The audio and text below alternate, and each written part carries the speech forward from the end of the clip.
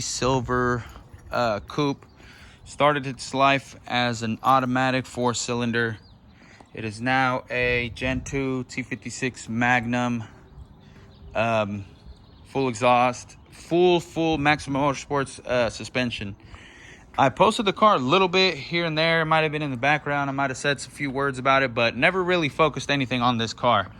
Never really made a video, completely focused on the car or anything like that. So, like I said, it's a 93 original 4-cylinder auto. It's got completely original interior, which is actually really clean.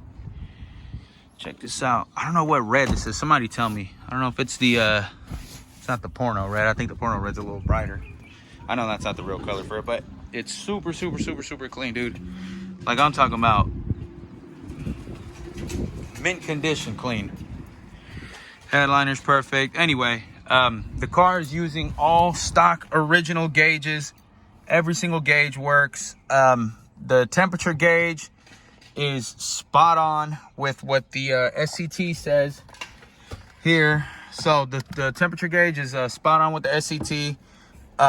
Everything is accurate. Oil pressure, fuel level, all that is accurate.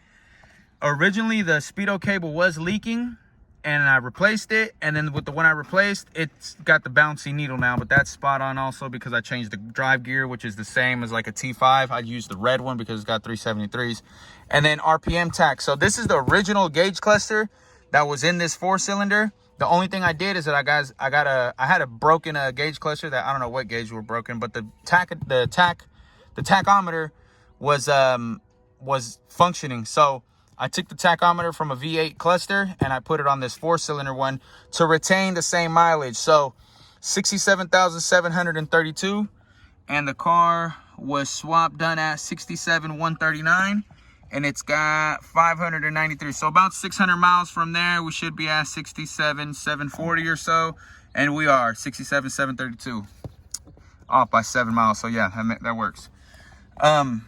Other than that, man, the interior is pretty much all original. Hanlon Motorsports T56 Magnum. There we go. So yeah, pretty damn clean interior. Stock Fox pedals, just that one. On my car, because it's auto and I had the clutch pedal that came with the Coyote, I cut it off and I put the Coyote one on there, so these two are the same, but no big deal. If you got the manual brake conversion kit, then you're gonna have a different one here. So here we just have, this clutch right here, man, amazing. Feels super soft. Really soft clutch. There's the OBD port there. Let me pop the hood and show you guys in there. Nothing really fancy to look at. Owner is gonna really daily drive it. This guy has another couple Foxbodies, and he really drives the crap out of them, dude, like everywhere, every day. So this car is gonna be a real deal daily driver. From what I had been told by my tuner, he said it's not good to cap off these lines and cap off this one here. It doesn't circulate properly and it doesn't bleed the system out. So I found an alternative, and it retains all the stock connection. You see the line, the bottom one down there comes up, perfectly shaped. Bam, perfectly shaped. This is a 15 to 17 air intake with just a K&N air filter. My buddy modified it for me. My buddy Mark right here. That's why the air intake is painted. You can kind of see it chipping away a little bit, but no big deal. Modified it to fit for the Boss manifold. I'll tell you guys right now, man, the Boss manifold is not good for all motor. The tune did not go. I mean, the tune is perfect. Car runs perfect. The tune is always spot on at AED, but it didn't make as much power as we expected. I'm assuming because of the Boss manifold. If you guys got some input on that, let me know.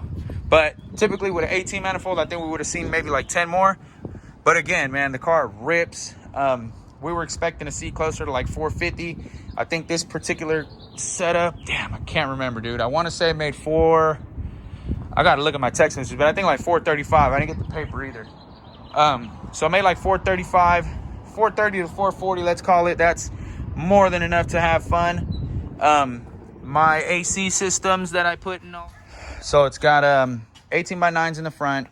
The tires are going to get replaced. These wheels were just really just to roll it around, but I like it. It looks good in my opinion. Need to paint the trim again. Again, that's not my job. I just helped him with the swap. I wasn't, I don't do paint, body, nothing like that. I washed the car, I think, twice since I've had it. So it's got 13-inch Cobra brakes in the front, drilled and slided rotors. It's got the 11.65-inch rotor in the back, Cobra calipers, or the calipers are the same, but Cobra brakes in the front, also rotor, 18x10 in the back. This is like a 305, 295. So I think you can go a little bit smaller to prevent some of it. Typically, I mean, the car's like at an angle, but normally it'll lower it down a little bit more and it looks really good. But it's got adjustable lower control arms so you can adjust the ride height. He's gonna have to play with that to see where he likes it and how many people he's driving with for the most part. But back to the suspension, it's got in the front Maximum Motorsports K member. It's got Maximum Motorsports offset rack bushings. It's got Maximum Motorsports reverse offset, which retain the stock location control arms. It's got Bilstein coilovers. It's got steel braided brake lines. It's got what else? The little brace down there for the K member was able to fit. Stock rack, QA1 bump steer, which is obviously my favorite. I use them on all my cars. Maximum Motorsports steering shaft. It has polyurethane motor mounts. Let me think. And I think that's it as far as front suspension. Oh, Maximum Motorsports caster camera plates, obviously. What else here? BBK long tubes, V-bands instead of the collector there, the flange. It's got a 3-inch X-pipe. Here's where the suspension gets a little tricky because it's got a torque arm, Panhard bar, subframe connectors and all that. So it was a little difficult to get 3-inch exhaust on this car with all of the suspension it's got going on. It's got Flowmasters with a 2.5-inch tailpipe after the flows, obviously to make it a little bit easier to run the Panhard bar and all that. I still got to get down there, and kind of grind down the welds and paint it a little bit. So as you see, there's still raw welds on there. So bear with me here. 2.5-inch tailpipes, Bilstein, whatever you want to call them. Shocks and struts all around. Panhard bar from Maximum Motorsports. Torque arm from Maximum Motorsports. Built rear end. It's got 2.5-inch tailpipes. Adjustable lower control arms. No upper control arms, obviously. Fuel system I always run welded in Panhard bar. Damn, what was I just telling you guys about? Subframe connectors, need to paint that. The car's not 100% done yet, but Flowmasters, it sounds pretty damn good. Damn it, what was I gonna say? I was gonna say something about it. Adjustable Panhard bar, what else? Custom driveline made here locally in my city, Stockton, California. Rear end, built rear end, 373s. True Track, which is my favorite because it doesn't make noise. It's not like a locker that's gonna make noise when you're turning or anything like that. True Track, it locks up instantly. Once you give it a little gas, it will definitely lock up and catch posi all the way through. Left to right, whatever you're doing donuts, doing straight line, whatever. It's honestly the best one for daily driving as well. So anyway, True Track, 31 spline Moser axles. It's got new carrier bearings, new axle bearings, new pinion bearing, new seals, all that stuff. Everything is brand new on it. Moser axles, 373s with the T56 Magnum. Actually feels really damn good on the streets, and then on the freeway I'm probably in 5th gear most of the time coasting. If I put it in 6th, then I'm going, you got to be going like 100 at least 100 miles per hour to be comfortable in 6th gear. I'm the type of person that likes to drive, and I like my RPMs high when I'm on the freeway. I don't like the RPMs low. So most of the time in regular traffic, maybe going 80, I'm in 5th gear. just because, like I said, for me personally, I like to be higher in the RPMs, and it's more comfortable for me. The car looks freaking badass, dude, from the back. Look at that. Oh my goodness. There's the thumbnail there. Beautiful. Look at that thing.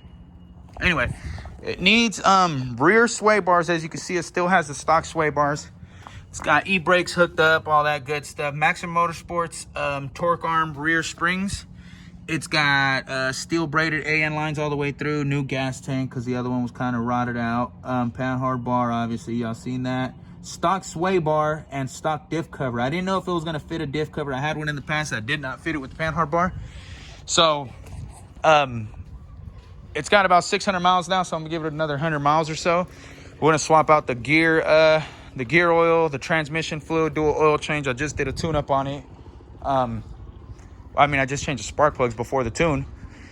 So I'll swap out all those fluids, flush all those fluids out, and then it should be ready to really, really get beat up. I've been dogging it here and there. Obviously not my car, so I still am a little courteous, at least. You know, I don't like to beat people's cars up, even though that's my job, I guess you can say. But anyway, there it is. I hate that it looks like that right now, man. It's typically not looking all funky higher on one side. It's typically pretty level, and it looks pretty damn good. Let me start it up real quick. It's on 91, no E85 on this one. E-brake works. Let me get my keys. Other than that, dude, the interior is really damn clean. Everything works in here. The car sat for many, many, many, many years. Look at all those beautiful stock gauges work. But there it is. Not too loud. It really opens up like at 3,000 RPM. It really starts screaming, and it gets real, real loud if that's what you like. Me personally, I like the quieter cars. This one has like I don't like to tell everybody what mufflers I run, but this one has more of like a chambered muffler, so it sounds pretty damn good. I like it. Something different. Typically I go with like a MagnaFlow style muffler, but this was cool. I like it. It's a lot louder. I don't want to rev it too much. I'm at the school, and there's still teachers in here and stuff, but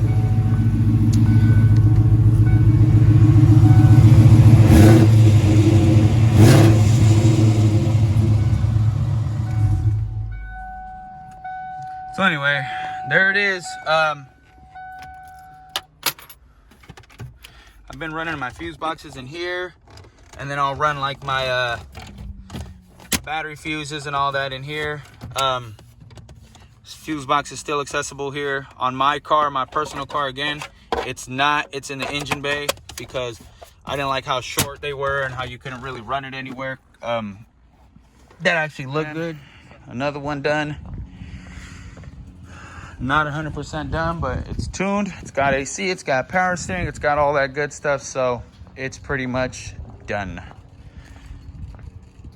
There it is. If you guys want to follow more of the builds, man, check me out on Instagram, Pcpalan, ALAN, all one word. I'm a lot more active on that. I usually post on my stories and stuff like that, but not really so much on YouTube, man. It's a lot more time consuming. It takes a lot longer. Upload videos and things like that, so it's actually a really good looking car, man. I hadn't washed it in quite some time, so I forgot how good it looked, but there it is, another one.